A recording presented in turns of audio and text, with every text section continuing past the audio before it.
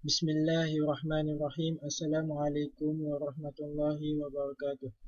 Alhamdulillah, alhamdulillah, alhamdulillah rabbil alamin wassalatu wassalamu ala asyrafil anbiya'i wal mursalin wa ala alihi wa sahbihi ajma'in.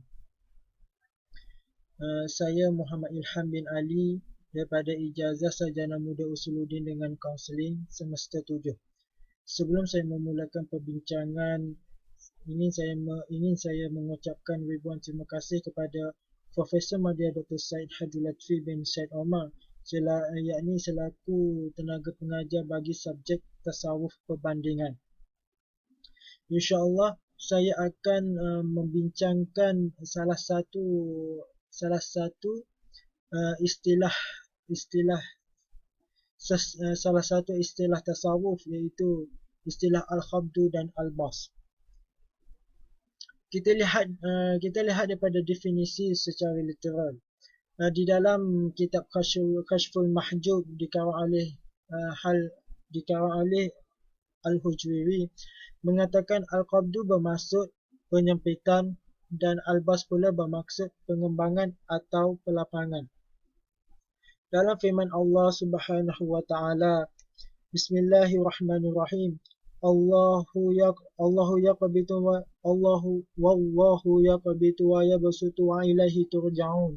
Surah Al-Baqarah ayat 245 bermaksud Tuhanlah yang akan menyempit dan melapangkan. Menurut Al-Khushairi di dalam kitabnya, yakni kitab Ar-Risalah, mengatakan al-qabdu dan al-bas adalah keadaan yang muncul setelah seorang hamba jauh melampau keadaan al-khawf, yakni takut, dan al-raja, yakni harap. Di mana perkataan al-khawf dan al-raja ini seringkali disamakan dengan al-qabdu dan al-bas, iaitu al-khawf disamakan dengan al-qabdu, manakala al-raja disamakan dengan al-bas. Cuma perbezaan al-qabdu dan al-bas, al-qabdu dan al-bas dengan al-khawf dan al-raja berbeza daripada keadaan situasi yang berlaku. Al-qabdu dan al-bas dikatakan keadaan berlaku pada masa sekarang, manakala al-khawf dan al-raja pula dikatakan sesuatu yang berlaku pada masa akan datang. Kedua-dua yakni al-qabdu dan al-bas ini adalah satu keadaan keadaan ini datang daripada Allah tanpa adanya usaha manusia. Al-qabdu dan al-bas ini adalah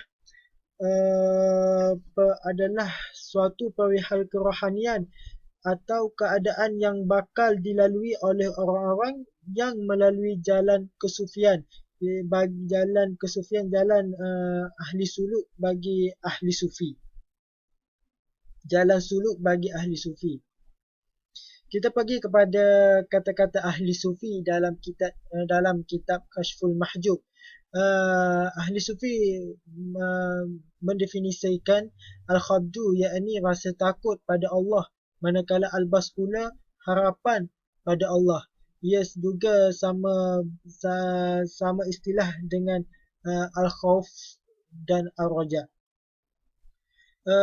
Mereka berpendapat bahawa al-khabdu lebih tinggi darjatnya daripada al-bas. Kenapa dikatakan lebih tinggi darjat daripada al-bas? Kerana al-bas disebut, al-khabdu disebut sebelum al-bas dalam Al-Quran, seperti ayat di dalam surah Al-Baqarah, yakni dalam ayat 245 tadi. Sesungguhnya al-khabdu ini melibatkan penghancuran dan penekanan, manakala al-bas pula dikatakan melibatkan pemberian anugerah. Sesungguhnya dikatakan al-bas lebih utama daripada al-qabdu. Kenapa dikatakan lebih utama? Kerana pada masa dahulu orang Arab biasa menyebut sesuatu yang lebih rendah nilainya al-qabdu wal-bas, Al-Khabdu itulah dikatakan rendah nilainya. Sebab itulah Al-Bas dikatakan lebih utama daripada Al-Khabdu.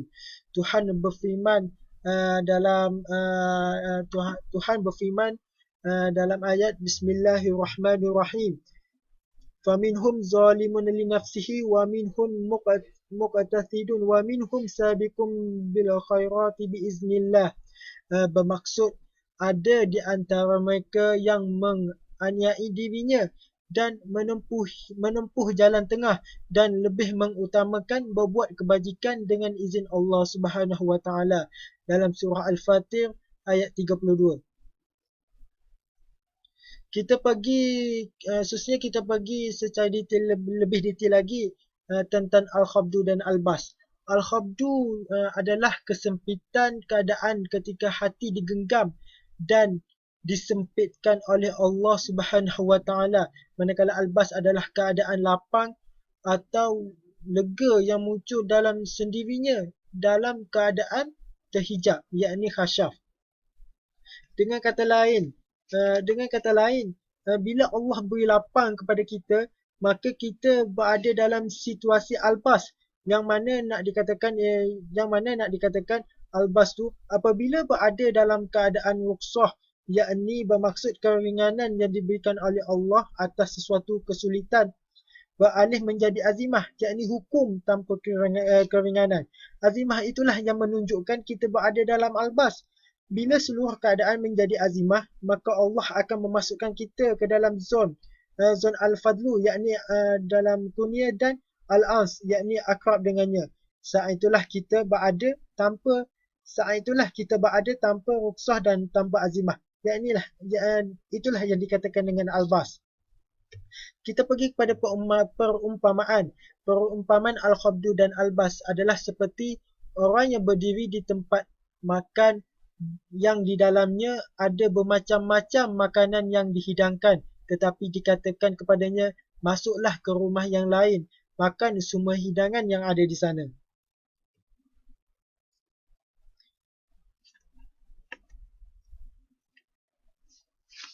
Kita pergi pula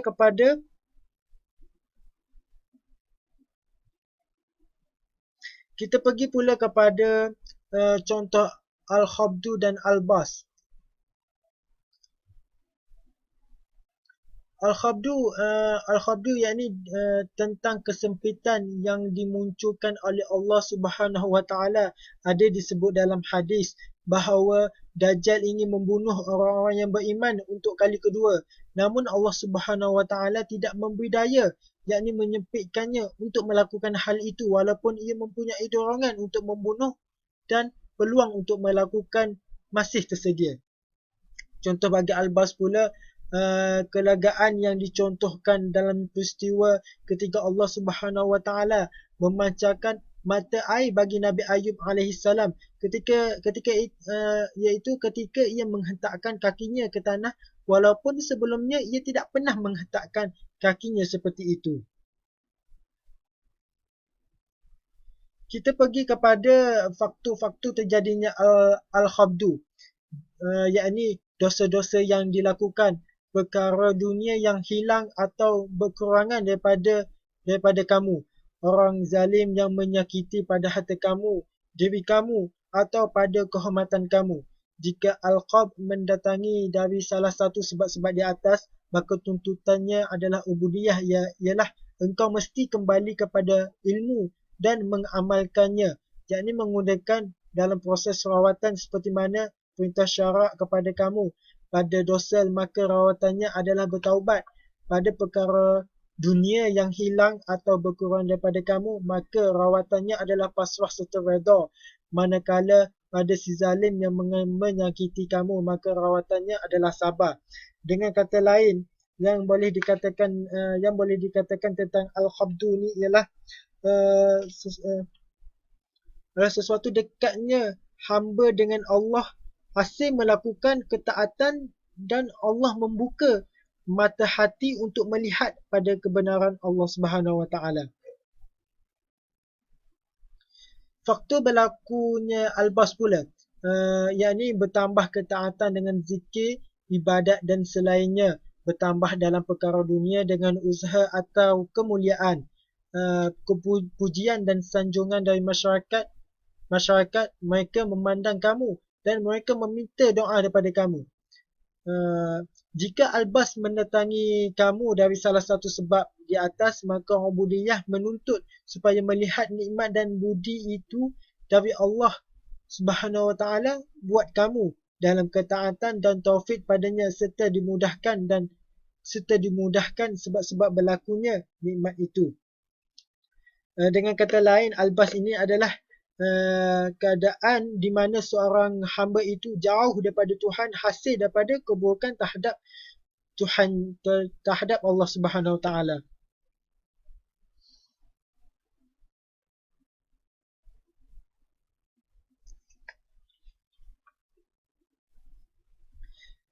Kesimpulan yang hendak dikatakan ialah al-khabdu adalah sesuatu yang dilihat sebagai kesulitan, sebagai hukuman tetapi hubungan seseorang hamba dengan Allah Subhanahu Wa Taala merasakan lebih dekat. Contoh yang paling dekat dalam persekitaran kita, contohnya apabila kita menerima sesuatu bala bencana, ataupun contohnya kita menduduki peperiksaan tetapi kita gagal dalam peperiksaan tersebut. Kita bersungguh sebelum peperiksaan itu, kita sungguh dah membaca malam tu, tak tidur apa semua, tapi duka cita dan susah hati apa semua, tapi kita gagal. Walaupun dengan kegagalan yang Allah kurniakan kepada kita, tapi kita merasakan hubungan seorang hamba dengan Allah itu merasakan lebih dekat lagi. Berbeza pula dengan albas. Contoh yang paling dekat dengan albas pula yakni harapan yang dikatakan harapan yang melampaui daripada fikiran kita. Contohnya kita dapat nikmat, iaitu nikmat dalam bentuk nikmat wang, yakni duit. Apabila sesuatu nikmat datang, duit jatuh berlonggak jatuh di hadapan kita dengan banyak,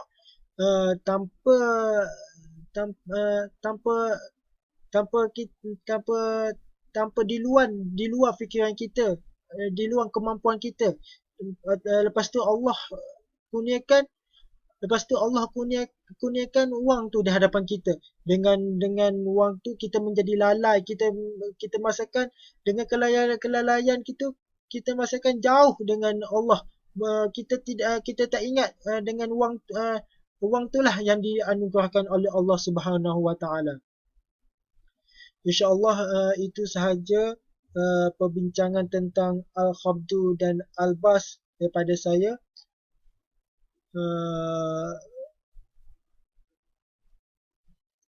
Sekian, terima kasih.